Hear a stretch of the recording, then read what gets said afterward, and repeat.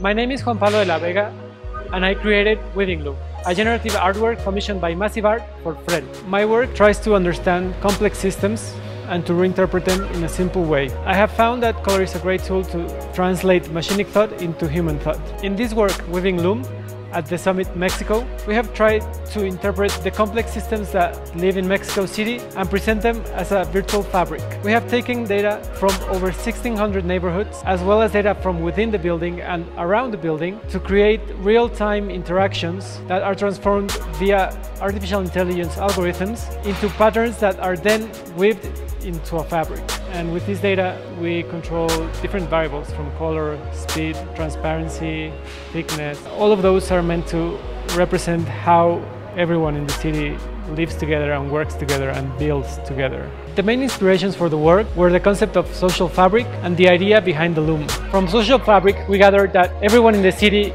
contributes in a degree to how we live every day here and how we interact with each other. The fabrics that you see on the screen when you're looking at the work are not predetermined at all.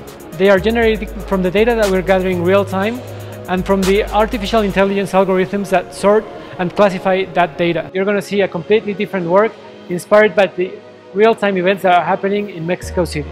These values are responsible of creating a digital draft that weaves in a screen of 12 meters by 6 meters. For this artwork, I gathered a team of 7 people working to make this piece come to life.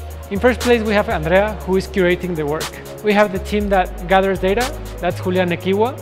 He's a mathematician who specializes in processing large data sets. Then we have Pedro, whose work is to cluster the information and design the artificial intelligence algorithms. The third part of the team is the visual part, and that part is done by Monodata.